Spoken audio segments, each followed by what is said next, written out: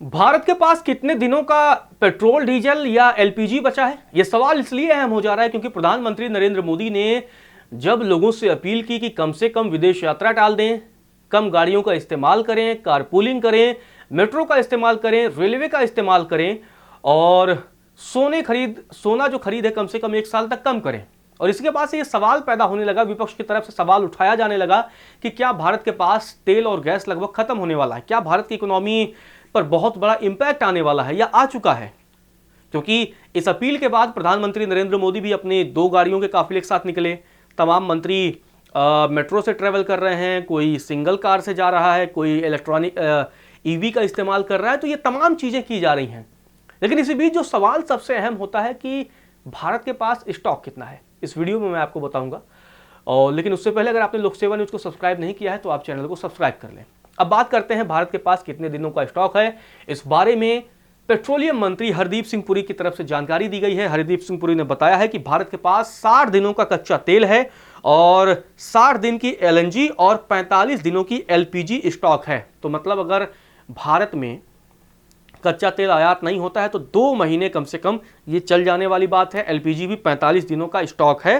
हालांकि international rule के हिसाब से ये 90 दिनों का स्टॉक होना चाहिए, बट भारत के पास फिर भी बहुत पर्याप्त है। और एक जो जिक्र कर दिया है हरदीप सिंह पुरी ने, उन्होंने बताया है कि तेल कंपनियों को रोजाना 1000 करोड़ रुपए का नुकसान हो रहा है और ये जो घाटा है 1,98,000 करोड़ रुपए तक पहुंचने वाला है। और ये जो बात है, इसके बाद से इस बात की आशंका जताई जाने लगी है कि क्या डीजल और पेट्रोल के दाम बढ़ेंगे। हालांकि पहले ये अनुमान लगाया जा रहा था कि 5 राज्यों के विधानसभा चुनाव के बाद पेट्रोल डीजल के दाम बढ़ेंगे, लेकिन अभी तक नहीं बढ़ा है, लेकिन कभी भी बढ़ सकता है। और उन्होंने आगे ये बताया है कि पहले ये जो तेल का घाटा है उसे अगर देखें तो 64 या 65 डॉलर के आसपास हुआ करते थे जो प्रति बैरल है, लेकिन अब ये 115 डॉलर प्रति बैरल के आसपास पहुंच चुका है। तो ये उनका बड़ा स्टेटमेंट है और कहीं ना कहीं इशारा भी वो कर रहे हैं कि आने वाले समय में पेट्रोल डीजल के दाम बढ़ सकते हैं। हरदीप सिंह पुरी ने अपने बयान में कहा है कि भारत अपनी कुल ऊर्जा का 20% हिस्सा होर्मुज स्ट्रेट से आयात करता रहा है, आपूर्ति करता रहा है और कच्चे तेल के आयात का लगभग 85% हिस्सा वहीं से यानी होर्मुज से ही आता था। एलपीजी का 60% हिस्सा होर्मुज स्ट्रेट से आता था और हमारा घरेलू एलपीजी उत्पादन रोजाना 35,000 या 36,000 मीट्रिक टन था। हमने अपने घरेलू उत्पादन को 36,000 से बढ़ाकर 54,000 मीट्रिक टन तक पहुंचा दिया है। तो ये स्टेटमेंट बहुत अहम है क्योंकि भारत अपने एलपीजी प्रोडक्शन को बहुत तेजी से बढ़ाया है, क्योंकि बीच में क्राइसिस हो गया था। एलपीजी सिलेंडरों के लिए लंबी लंबी लाइनों की कतारें देखी गई थी और उसके बाद से अब ये बड़ा डिसीजन कि भारत ने अपने प्रोडक्शन को बढ़ा दिया है।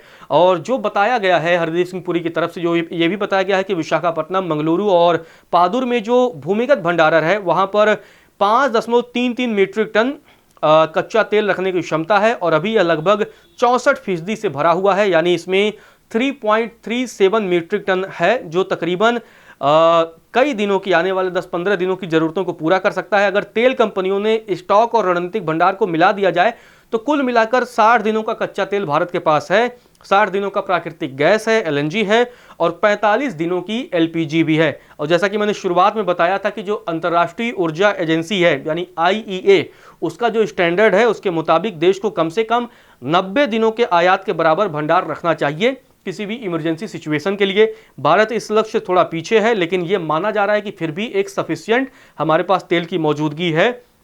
आपको यहां यह भी जानकारी दे दें कि भारत रोज तकरीबन 50 लाख बैरल कच्चे तेल की खपत करता है और जंग से पहले हम 33 करोड़ डॉलर यानी तकरीबन 3,141 करोड़ रुपए खर्च करते थे, जो अब 50 करोड़ डॉलर यानी तकरीबन 4,770 करोड़ का हो गया है।